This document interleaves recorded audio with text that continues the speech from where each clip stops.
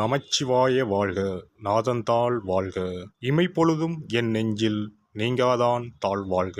வாழ்க வளமுடன். அனைவருக்கும் இனிய வணக்கங்கள்.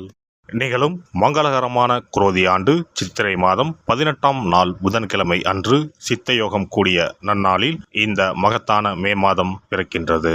இம்மாத கிரகநிலை என எடுத்துக்கொண்டால் மேசத்தில் சூரியனும் சுக்கிரனும் இணைவில் உள்ளனர். ரிஷபத்தில் குரு பகவானும் கன்னி ராசியில் கேது பகவானும், சந்திர பகவான் மாத தொடக்கத்தில் மகர ராசியிலும், கும்பராசியில் சனி பகவானும், மீன ராசியில் ராகு பகவான், செவ்வாய் பகவான், புதன் பகவான் சஞ்சாரம் செய்கின்றனர். இம்மாத கிரக பெயர்ச்சி என எடுத்துக்கொண்டால் புதன் பகவான் மே மாதம் 10ஆம் தேதி மீன ராசியில் இருந்து மேச ராசிக்கும், சூரிய பகவான் மே மாதம் 14ஆம் தேதி மேச ராசியில் இருந்து ரிஷப ராசிக்கும், சுக்கிர பகவான் மே மாதம் 19ஆம் தேதி மேச ராசியில் இருந்து ரிஷப ராசிக்கும் பெயர்ச்சி அடைகின்றனர். இந்த கிரக சஞ்சார அமைப்பினால் இம்மாதம் உங்கள் வாழ்வில் ஏற்படக்கூடிய சுப மற்றும் அசுப பலன்கள் என்ன என்பதனையும், அசுப பலன்கள் ஏற்படுமாயின் ராசிக்காரர்கள் செய்ய வேண்டிய பரிகாரம் என்ன, வணங்க வேண்டிய தெய்வம் யார் என்பதனை பற்றியும் காண்போம்.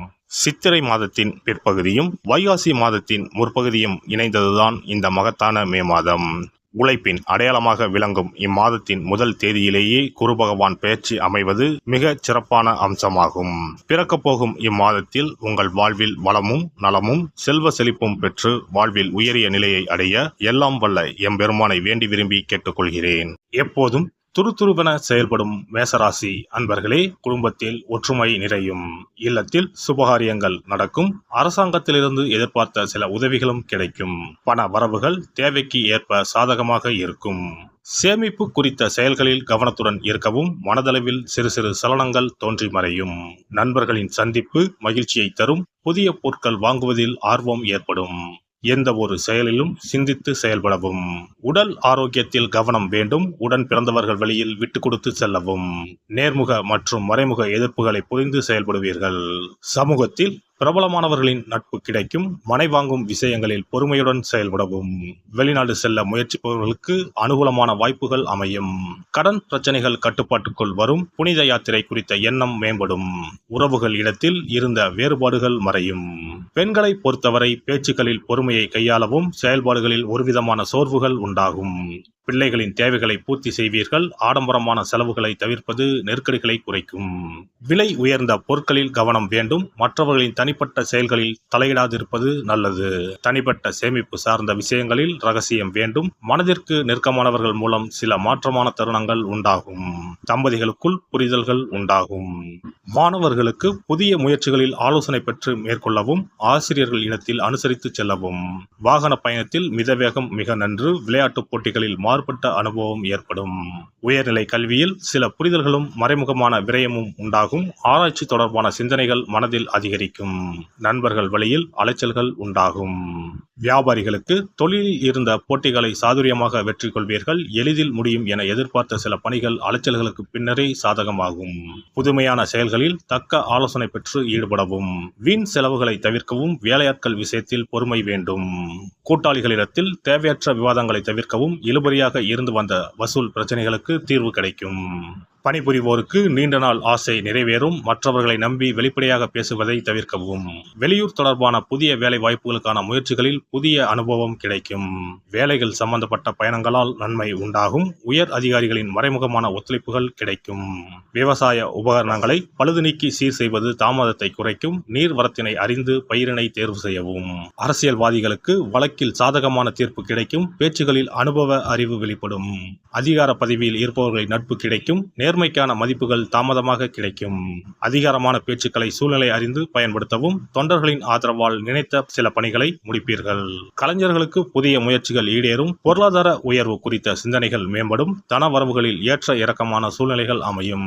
தனித்திறமையை வெளிப்படுத்துவதற்கான சூழல்கள் உண்டாகும். அவ்வப்போது உங்களை பற்றிய கிசுகிசுக்கள் தோன்றி மறையும். பயணங்களால் உடல் அசதிகள் தோன்றி மறையும்.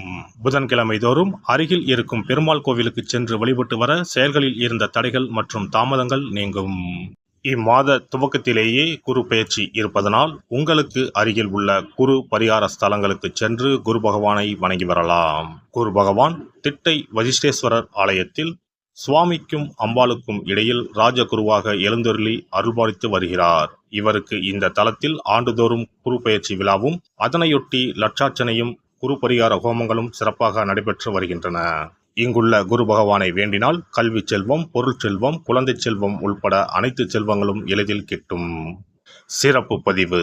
இனி அக்ஷய திருதியை 2024 எப்போது, இந்த நாளில் எப்படி வழிபட்டால் தங்கம் சேர்ந்து கொண்டே இருக்கும் என்பதனை பற்றி காண்போம்.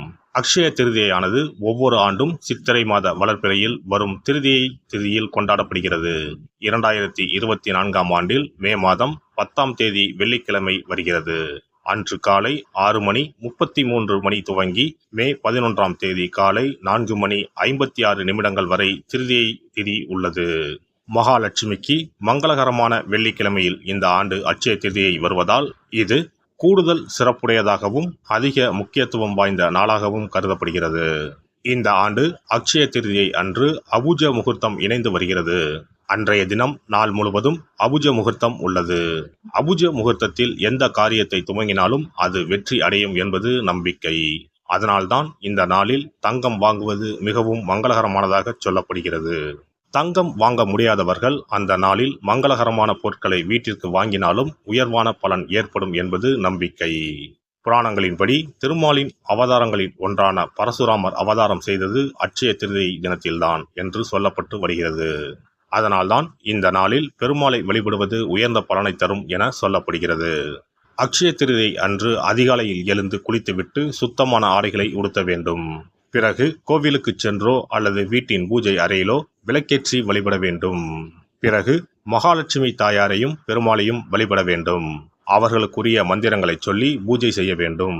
அன்றைய தினம் மகாலட்சுமிக்கு நைவேத்தியமாக பால் பாயாசம் செய்து படைப்பது மிகவும் விசேஷமானதாகும். அவ்வாறு செய்ய முடியாதவர்கள் எளிமையாக பால் மட்டும் காய்ச்சி வைத்தும் வழிபடலாம். அக்ஷய திருதியை என்பது வசந்த கால விழாவாக கொண்டாடப்படுவதாகும். பெரும்பாலும் இது சித்திரை மாதம் வளர்பிறையின் 3ஆம் நாளில் கொண்டாடப்படும். இது பரசுராம ஜெயதி என்றும் கொண்டாடப்படுகிறது. சமஸ்கிருதத்தில் அக்ஷயா என்றால் எல்லையற்ற அல்லது நிலையான என்பதை குறிக்கிறது. எல்லை இல்லாத அதிர்ஷ்டம், செல்வ செழிப்பு ஆகியவற்றை தரக்கூடிய நாள் என்பது இதற்கு அர்த்தமாகும். புதிய தொழில் துவங்குவது, புதிய வேலையில் சேர்வது, புது வீடு குடிபோவது போன்றவை இந்த நாளில் செய்வது சிறப்பானதாகும். இது வாழ்வில் முன்னேற்றத்தை பெறுவதற்கான ஒரு நாளாக கருதப்படுகிறது. பெருமாளின் 6வது அவதாரமாக பரசுராமரின் அவதார தினமும் இதே நாளில் கொண்டாடப்படுகிறது. பல மங்கள நிகழ்வுகள் நடைபெற்ற நாள் என்பதால் இந்த நாளில் தங்களின் வாழ்வில் மங்களங்கள் நிறைய வேண்டும் என மக்கள் தங்கம், வெள்ளி வாங்குவதற்கான நாளாக இந்த நாளை கருதுகிறார்கள். திருதியை திதியில் என்ன செய்தாலும் அது பெருகிக் கொண்டே போகும் என்பது ஐதீகம்.